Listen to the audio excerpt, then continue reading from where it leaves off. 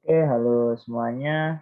Nah, mungkin kali ini aku pengen sharing-sharing aja tentang skill materi sing mungkin perlu dipelajari dan dipersiapkan jika ingin mengikuti MACD ITB ya.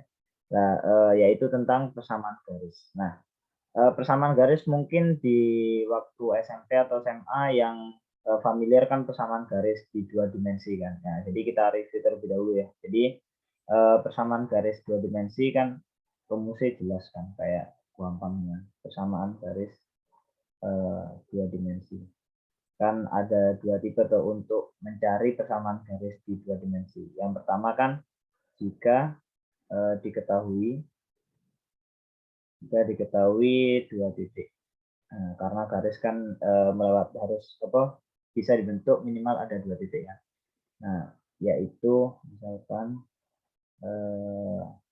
yaitu x1, y1 dan x2, y2. Nah, persamaan garisnya adalah y min y1 per y2 min y1 sama dengan x min x1 per x2 min x1. Nah, ini kan di buku-buku sekolah, di buku-buku SMP atau SMA kan kayak juga dituliskan seperti ini. Nah, yang kedua itu kan jika diketahuinya hanya satu titik. Misal, jika diketahui satu titik, yaitu misalkan x1, y1. Nah, tapi kalau diketahui titik kan kurang. Kan kalau misalkan satu titik itu kan garisnya gak jelas. Nah, berarti kan harus ada gradiennya. Berarti harus ada info dan gradien. Oke, dan gradien M kayak gini. Nah, rumusnya kan di buku sekolah juga dituliskan y min y1 sama dengan M dikali X min X1. Nah, seperti ini ya. Nah, walaupun rumus ini sebenarnya ya sama aja. Karena apa? Karena M sendiri kan Y2 min Y1 per X2 min X1.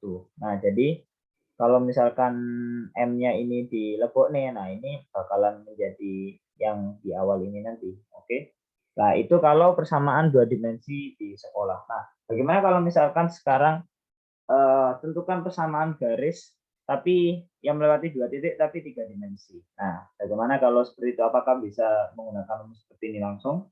Nah, ini yang akan lebih seru sih pembahasannya. Nah, jadi untuk menentukan persamaan garis, jadi misalkan contohnya ya, misalkan contoh soal langsung, misalkan tentukan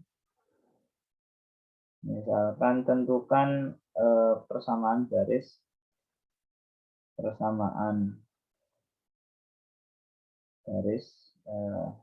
yang melewati titik misalkan 1,0,1 dan misalkan 2,1,0. Nah, seperti ini. Nah, ini kan udah tiga dimensi kan apa titiknya. Nah, apakah bisa langsung seperti tadi? Nah, mungkin bisa. Nah, tapi ini kita bahas dari segi vektor terlebih dahulu ya, dari analisa vektor. Nah, jadi kita bahas secara umumnya terlebih dahulu. Jadi jika saya punya ini tiga dimensi, nah jadi terus ada garisnya seperti ini.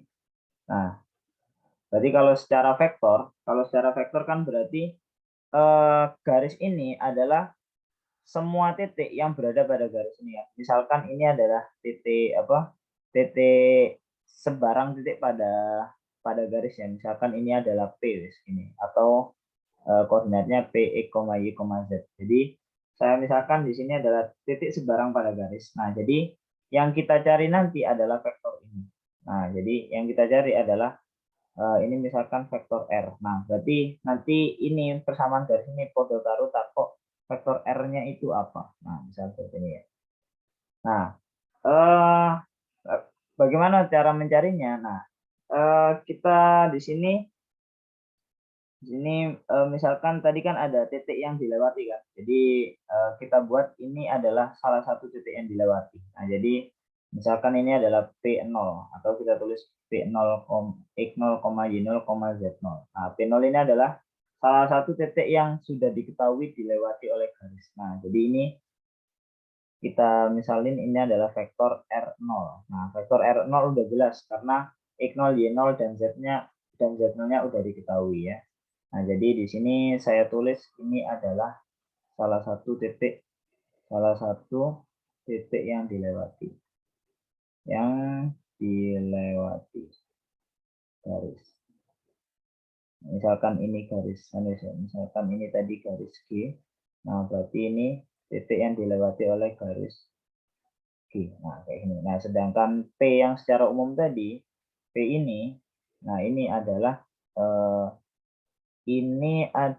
saya buat seperti ini. Jadi sedangkan P ini adalah sebarang titik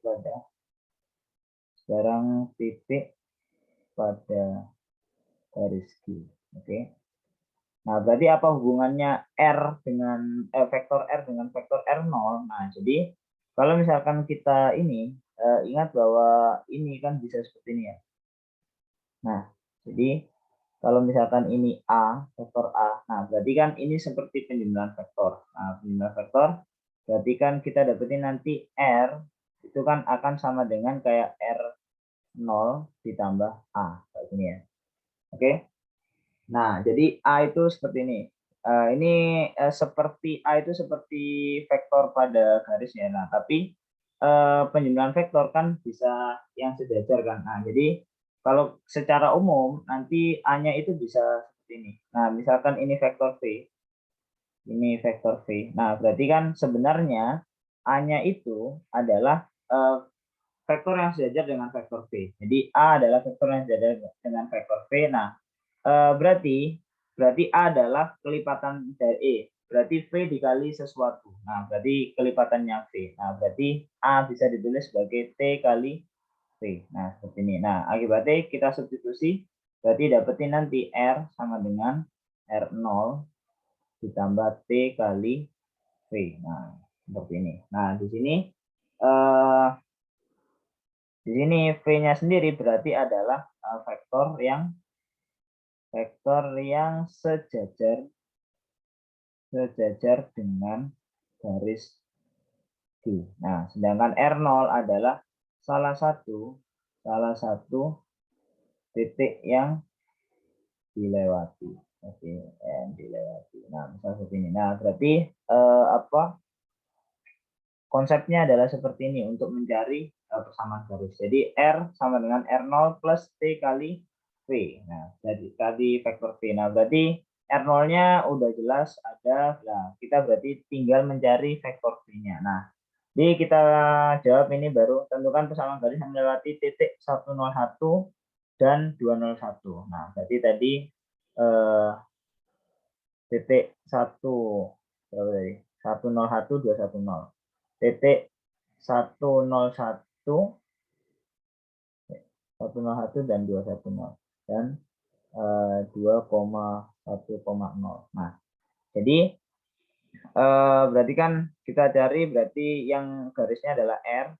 R-nya ini berarti sama dengan R0 ditambah T kali V. Ini ya. Nah, V-nya apa? V-nya kan garis yang sejajar ya kan, sejajar. Nah, garis yang sejajar berarti kan misalkan ini tadi A ya, ini B. Nah, V-nya kan bisa kita ambil kan V-nya pokok garis yang sejajar. Berarti kan sebarang kok garis yang sejajar, vektor yang sejajar. Berarti ambil aja vektor sebarang yang sejajar dengan garis. Nah, salah satu yang bisa sejajar dengan garis adalah kan vektor AB.